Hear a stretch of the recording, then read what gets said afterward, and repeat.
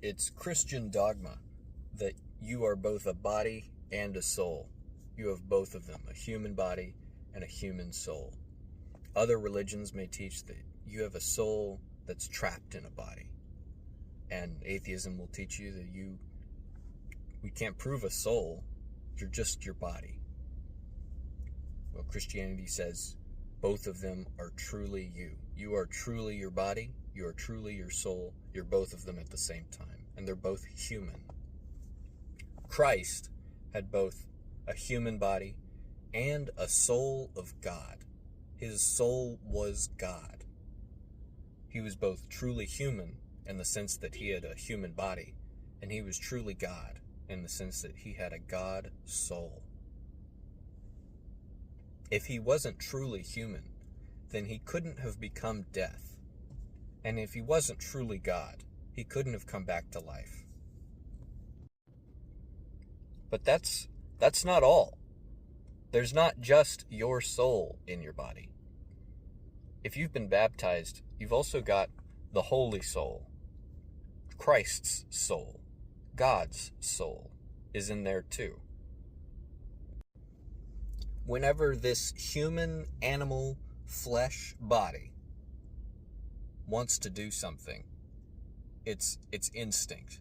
It's fallen instinct. And whenever you do anything good, whenever you act with love, whenever you love someone else, it's not just you in there. God's soul is pushing the button with you. You're working together to do that. If God's not in there with you, you're alone and you'll feel alone. If you want to prove that you can do good, then go do it. Do it. And when you do, you'll prove that God's in there with you. There are people who are proving they are Christian with their love, and they don't even say the creeds. God's in there, but they don't say the creeds. They don't even know the words of the creeds. They may not have even been baptized physically in a body of water. They may not have had the sprinkling either. They may not use the word Christian, but they're proving they're Christian. They're proving God's soul is in there with them by their love. But sometimes you're alone. Sometimes you let the flesh win. Sometimes you've kicked God out. Maybe you never welcomed him in. Maybe you're a strong-headed, stiff-necked, stubborn butthole. Me too. And the worst part of it is feeling alone. You know, the best way I've found to forget that I'm alone without actually inviting God back in is shopping on eBay. I love trinkets, I love toys, I love collectibles, and that's the problem. I love them. I love these objects. When we're supposed to love people and use things, but instead we love things and use people. That's just it. There's so many things in this world that help you forget for a few minutes that you're alone, that God is not in there with you right now.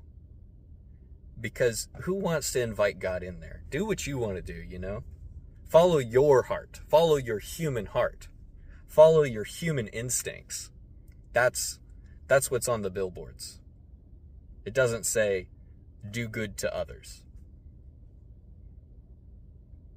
You know, it's so much easier to spend $30 on some collectible from an 80s franchise than it is to buy 10 Africans a $3 bag of rice.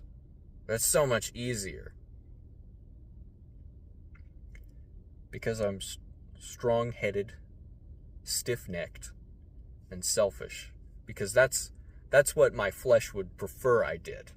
It would rather that I fill my house with crap than that I actually love other people.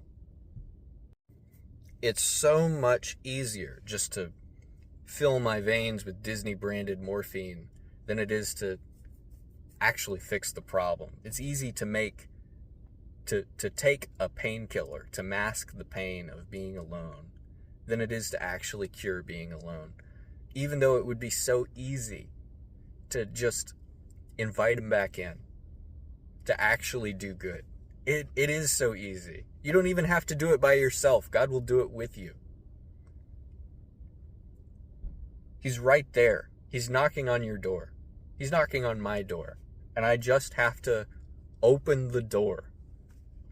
And he'll take me 99% of the way there. It's so easy to fall in either camp. I can't blame anyone for picking either. Because Disney branded morphine, it works.